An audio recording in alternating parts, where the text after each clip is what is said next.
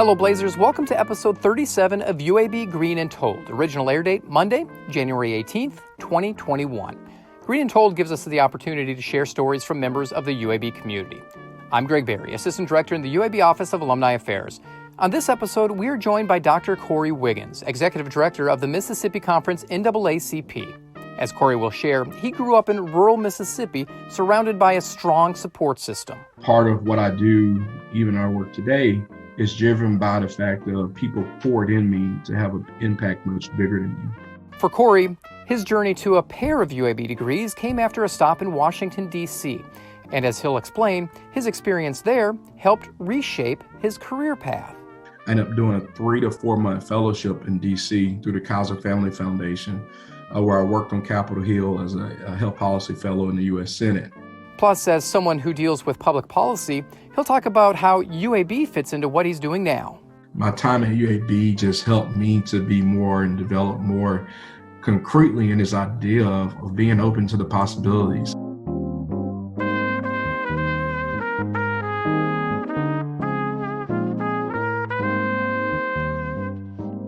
Hazelhurst, Mississippi is a small rural community that can be found where the county road opens up about a half hour south of Jackson. Corey Wiggins grew up in a home next to his grandparents, across from his great aunt, and next to the family church. The land that I grew up on was land that my great-grandfather purchased in the mid-1930s. And what happened is a group of families who were actually sharecroppers at the time in our community pooled their money and resources and purchased a church in the community first, which is the church I attended growing up. Then after that, they started buying up land. And so my great-grandfather actually purchased the land that landlocked the church. And so I grew up on about 150 acres, exploring the woods, the country. My experiences on a day-to-day basis was really between myself and my 2 younger brothers, my parents, my grandparents, outside of like when I went to school. And, we grew up, outside of the town. So it wasn't like, I had friends who were driving to the country to come visit. So most of my visitation and playing was right there with family. I played with the kids who came to church on Sunday. But other than that, it was just, the Wiggins playing, just kind of knocking around Denville Road. As a youngster in Hazelhurst, what opportunities do you have for yourself to go to school, to better yourself and get an education? My experience growing up was, again, I talked about the influence of family. And so one of my aunts, who was my dad's sister, who grew up right up the street from me, taught at a community college, and she taught reading. And I point that out is because at an early age, like I had folks around me who was like pushing me to read, pushing me to explore.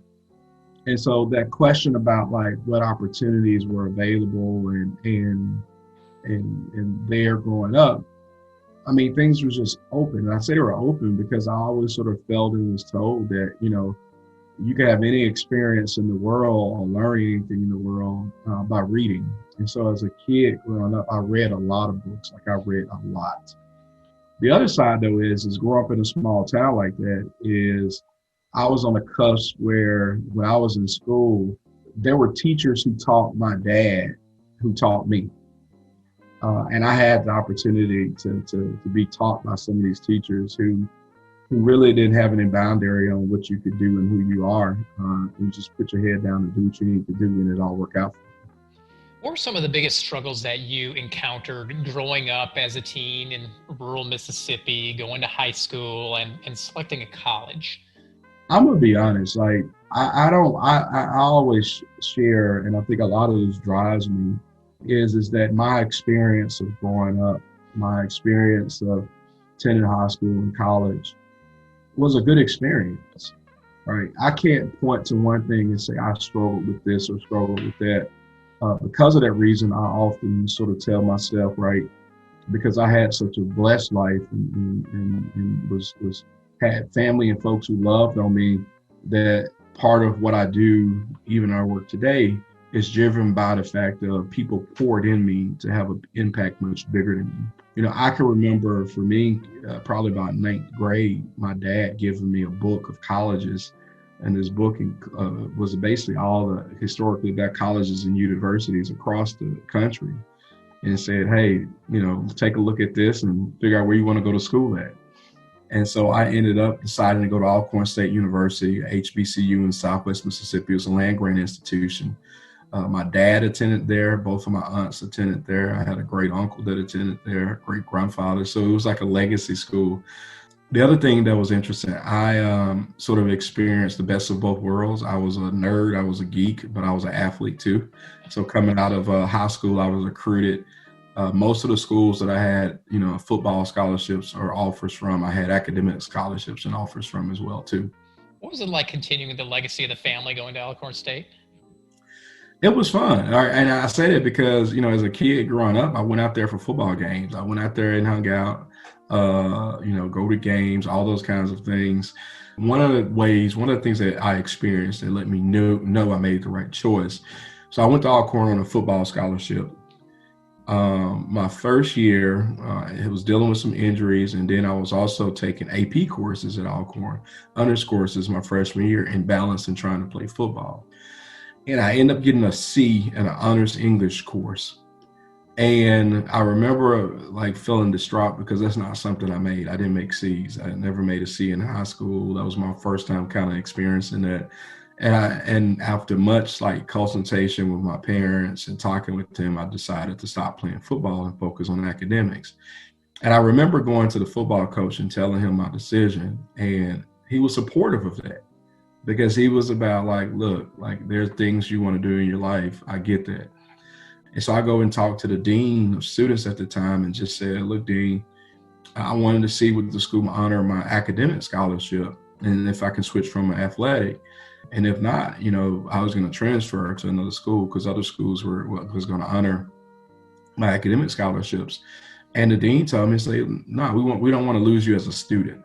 But that was what sort of cemented me to let me know I made the right choice. What was the end goal from Alcorn State? What did you want to do? What was the career aspirations at the time? I really only wanted to be, I guess, three different things. I can remember early at one point, for some reason, I was interested in art and like wanted to be a cartoonist in junior high. And then I remember I saying like, well, I don't know if this cartoonist thing gonna work out and you can make money doing this too, which I guess you can, but from a rural area and community, folks also want you to think about it in a practical sense. So they were like, okay, figure out something else. And I started looking at architect and engineering, like civic engineering. I was like, okay, that could be something. I could, do some things and pull it that way. And then I remember probably about 9th or 10th grade, I was like, I wanted to be a physician. And so all through from that point on until after undergrad, everything I did was based on that. So even when I was at Alcorn during my summers, I would do like these summer programs. So I spent the summer at this program between Meharry and Vanderbilt. 2 different summers I went to the University of Rochester. Because I started to think more about like I wanted to be an MD, but I wanted to be an MD and do something else too. So I was thinking about MD, PhD. I think after I finished Alcorn, I was a biology pre-med major. I ended up working at the medical school here in Mississippi, UMMC, doing research in physiology, biophysics. And the plan was to do research there for a year. I sort of landed on wanting to get a degree in public health, either MBA or something like that, and do MD, but the medical school here didn't have a joint program. Okay. And so it was one of those things where you can go get your your MPH and then come back to medical school, or you could go. So I just decided, I would apply for grad school, applied for a number of schools. My top choice actually was UAB's School of Public Health. I got into school there, but before I went to grad school, I ended up doing a 3 to 4 month fellowship in DC through the Kaiser Family Foundation, where I worked on Capitol Hill as a health policy fellow in the U.S. Senate. And during that time, I made the decision that I didn't want to be a physician. As a physician, I could impact and see one patient at a time, but through policy, I could impact thousands or millions of folks at one time. And so that really sort of started to shift and change my trajectory in terms of my career. And that's when I came to UAB to do an MSPH in health policy. What attracted you to the University of Alabama at Birmingham at the time? At the time, we didn't have a accredited school of public health in Mississippi. I could attend UAB as an in-state student because of academic common market. I wanted to go to school in the South. I will say, I know a lot of different folks got thoughts and opinions, but I've never been one who wanted to run away from the South. I wanted to be here. I wanted to raise my family here. I wanted to have what I do in life have an impact here in the South. But even when I began to look at the programs, when I started reading more about the at the time it was MSPH in health policy, it really spoke to like the structural change type things that I was looking at and thinking about, like how do you make healthcare more accessible? I saw gaps in what it looked like to live in a rural community. I was fortunate growing up. My dad had a great job that allowed us to have great health insurance. But at the same time, I saw the struggles that other families had and people had and family members had by not having access, and realizing that was more structural rather than who you were as an individual. And so that framing sort of spoke to me as I thought about the health policy, and UAB program really spoke to me in the way it was structured and trying to think through those issues. What were the courses like? What were the cohorts like when you were going through UAB the first time to get that MSPH? I love my experience and my time at UAB, and primarily because of the people I came in contact with. The professors, the dean at the time at the school was Dean Max Michael. While I was there, had a lot of interesting conversations with him. Growing up in the way I did, in the family I grew up in, going to school at a HBCU, I had a lifetime until I was 23, 24, 25 23 of people like completely loving on me for the individual and the person that I was, who were pouring into me and telling me that you could do this, you could be best. It wasn't anything limiting factors of who I could be and what I could do and what I wanted to do in life. And the biggest difference is between my space, between having that life and my experience at Alcorn and my experiences at UAB. And I shared this with Dean Max Michael. At Alcorn, I was a student, right? What I said, what I did was an individual representation of who I was. At UAB, I was a Black student. And so what I did, what I said, was taken as a representation of the Black community. But the thing I'll say that to say, not as a knock on UAB, but it actually created a lot of opportunity and room for discussions in classrooms. So when I was in classes and we were talking about health equity or health disparities, and we, explored the issues around W. Du Bois, who was a sociologist, looking at the issues around the color line, looking at early work in the 1900s around health equity and health disparities, but being able to have that type of conversation with a diverse group of students. I mean, that was just, it created a lot of fruitful conversation and dialogue. From Hazelhurst, Elkhorn State, Capitol Hill, UAB, you graduate in 2005. What was next? In 2005, that was a question I was asking myself too, because part of it was, I flirted with the idea of after I spent that summer on Capitol Hill, I kind of flirted with the idea of just staying in DC, but instead I decided to come back to UAB. Partly, not even partly, a lot of it was to my now wife. We were dating and she was in dental school in Jackson. And so it was like, I was like, okay, I could come back. And we joke about this all the time because I said, well, I can come back, go back to school to UAB. I'll be there a year and a half. I say, we're dating. If it worked out, it'll work out between us. If it didn't work out, I got a master's after the deal, and I may have to just go back to DC. And we joke about that because now we're married with 3 boys ourselves. So it worked out for us. Year and a half later, I decided to it's a 2-year program, but I did it in a year and a half. At the time too, I was also working on campus with the regard stroke study. And kind of thinking about what's next. I start to look at job opportunities, start to think about all the things I want to do. But while I'm there still trying to figure it out, I actually just started taking classes, doctoral level classes. I tell folks, I backed into a PhD. It was just kind of one of those things that while I was there, let me try to do something productive and have impact. And I tried to do that while I was there. But the way that I kind of even think about my transition from Birmingham back to Mississippi I think I was doing some stuff to have whatever limited scope of impact that I could have there in Birmingham and at UAB. But it was kind of like one of those things where, like, you're being a good neighbor and doing something for your neighbor. But by coming back home and coming to Mississippi, now I'm doing something for like my parents.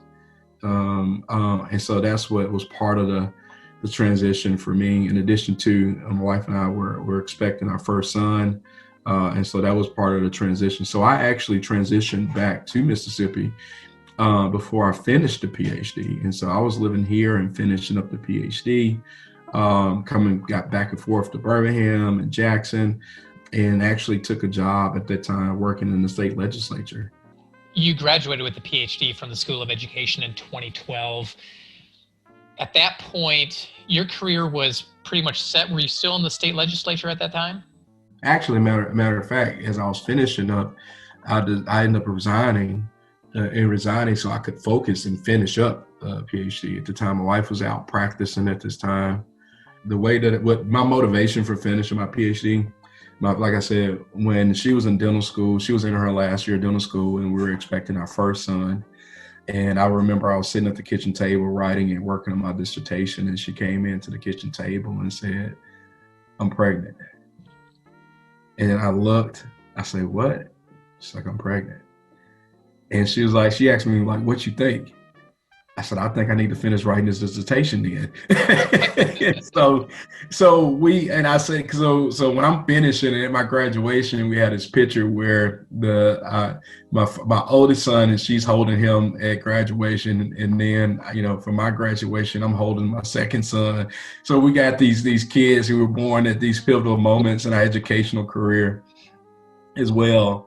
And so it was kind of like one of those things where, as I was finishing, and it was just one of those things where I knew and felt like, getting done, getting completed meant more at that time for me and for my family. And the work at the state legislature, it ran its course. I did some evaluations of like state government programs, I've done all these kind of things. And now it's like, okay, let me finish this thing for me. Let me finish this thing for my family. And so the way I ended up doing is I actually ended up sliding into some opportunities to do consulting. So while I was finishing up the PhD, I was doing consulting with like local government, foundations, different things like that as I was finishing up the PhD. Earlier, you mentioned the health and racial equity issues that you were looking at the first time you were at UAB. How have those changed in the 15 years since you graduated with that first UAB degree back in 2005? We talked about it in a public health space about the determinants of health. We talked about how issues around income, housing, education, like how all these things impact health and health outcomes. I think what has happened over the past 15 years is that those conversations are no longer just happening in public health. They're happening more broadly now. So, and for me, my career has actually, I think, kind of evolved over with that. So, once I finished my PhD, I went on faculty and was doing some teaching at Jackson State University. But I left the faculty position there to go work for a community development financial institution.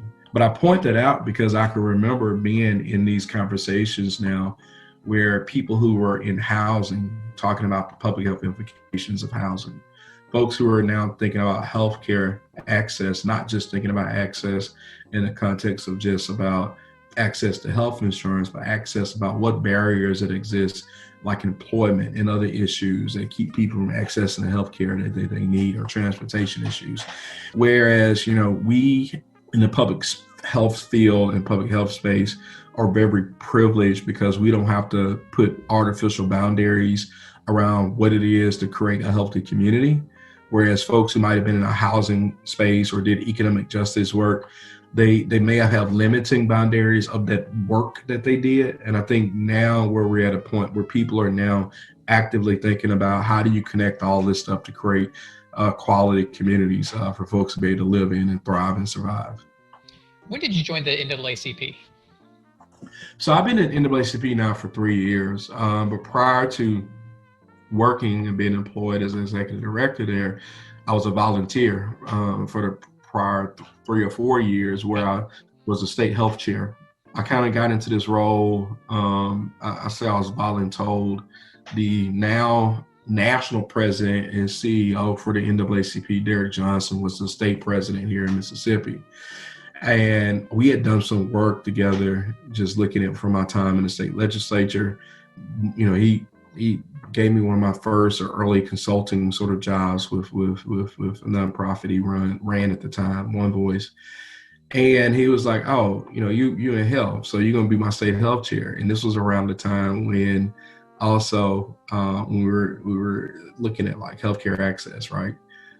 I had an opportunity to do a lot of work around like what Medicaid expansion could potentially look like in Mississippi, making healthcare more accessible. So I did a lot of that work. And then at the same time, my job in itself was running this think tank. One of the things that I kind of helped me sort of get my mind wrapped around and sort of transitioning from the public policy, CDFI kind of space to more grassroots organizing was so many things that we advocated for, the policies we were trying to advance in the state legislature and local communities were failing. And they weren't necessarily failing because it was bad policy. It was just failing because some of the people we had representing some of our communities. And so how do you sort of talk to more people about the issues and help folks understand and frame like what's happening, what's going on, and become more solution oriented? And the only way you could do that is go granular and talk directly to people. And NAACP, which is a member volunteer-based organization, which has a long organizing history here in Mississippi, was the vehicle to do that. And so that was part of my transition. And I've been in this role now 3 years since August. As executive director of the Mississippi State Conference NAACP, could you ever have prepared yourself for 2020 with COVID, Breonna Taylor, George Floyd, all of the things that are going on in this country this day and age? No.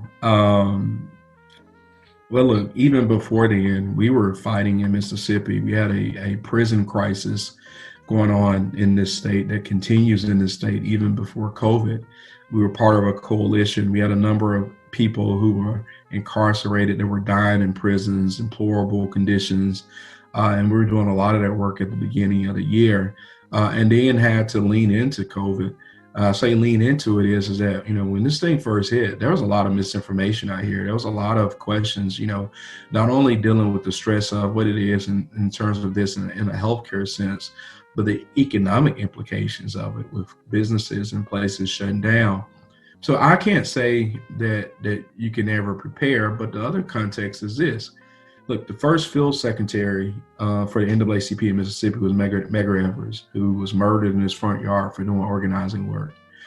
And when I think about Medgar Evers, folks like Fannie Lou Hamer in Mississippi, Reverend George Lee, who was actually assassinated in his car from a shotgun blast from trying to register people to vote in Humphreys County, Mississippi. Winston Hudson out of Carthage, Leake County, Mississippi, who was this fearsome woman who did organizing work in her community. So when I think about like all these folks who did all this work in the 60s and the continued work of organizing in Mississippi, us sort of looking down the barrel of a pandemic, civil and racial unrest around the country, we've had folks who have been able to respond to the issues that they face and do the best that you can with what you have. And as long as you're keeping community centered in front, talking to the community about these issues, and that's what matters. You brought up the 60s. How do you feel the nation has come in those 60 years? Well, I think what we look at is that there's still a lot of work that has to be done. We just wrapped up for us in the NAACP our 75th annual State Convention and Policy Institute that we did virtually. And one of our speakers at our event had this message or this conversation about the difference between defeat and being defeated.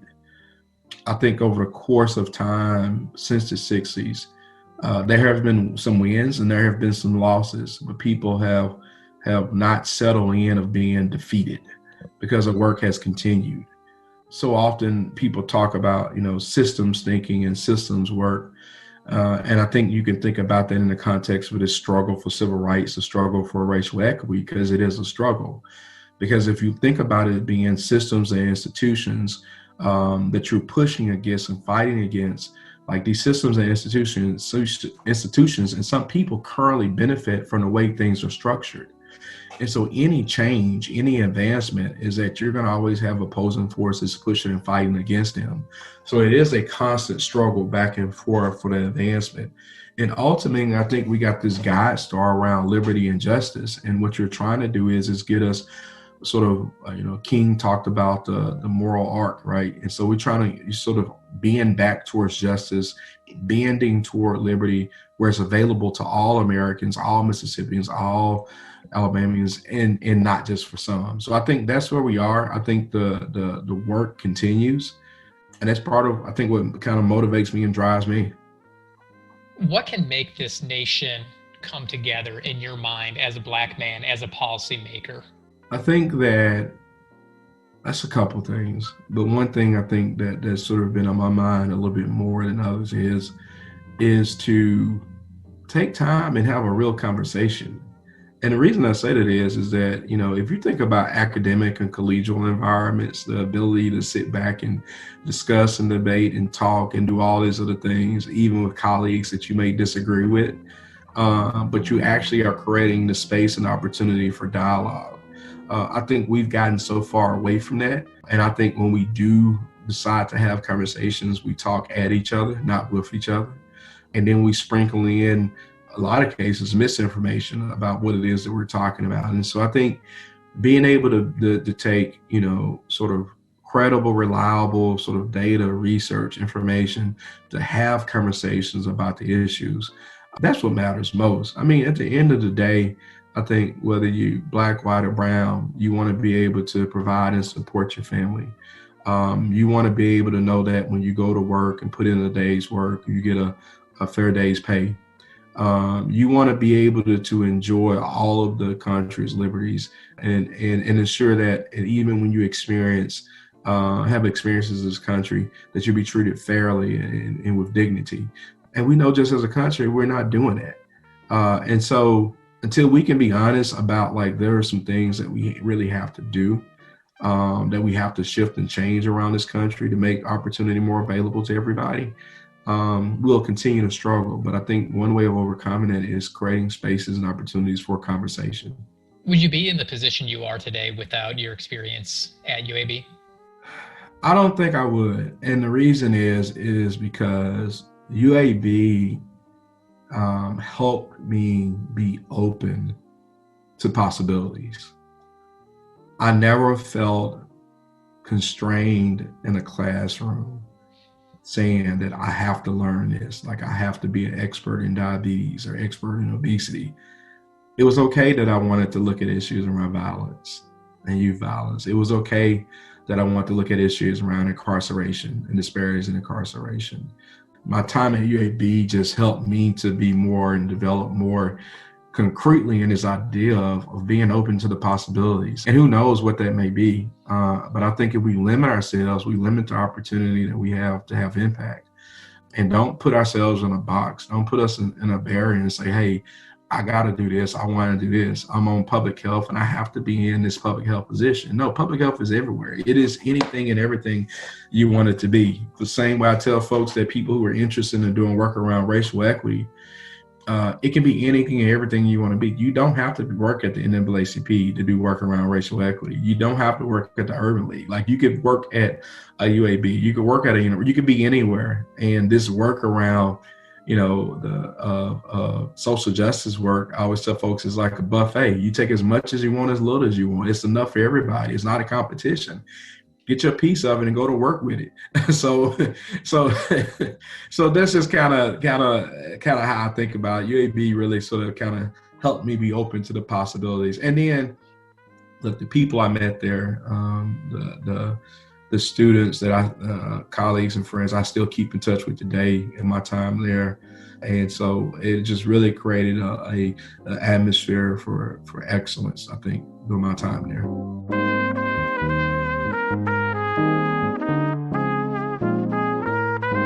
That's Dr. Corey Wiggins. In 2005, Dr. Wiggins graduated from the School of Public Health with a Master's of Science in Public Health. He followed that by earning his doctorate from the School of Education in 2012. A two-time graduate from two different schools, Corey has his own idea of what it means to be a Blazer. It's kind of rooted, I think, in this idea of just not limiting yourself. The reason I say that is that when I think about my experience there, and I think about the experiences of my friends at UAB, everybody could find a space to do what it is they wanted to do. Don't miss an episode of UAB Green and Told. Subscribe on iTunes and Spotify, and let us know what you think and leave a review. You can also listen in at alumni.uab.edu/greenandtold. If you have a good story to share, let me know. Email greenandtold@uab.edu. And be sure to check us out on social media. We are at UAB Alumni on Facebook, Instagram, and Twitter. Thanks for listening, and until next time, go Blazers.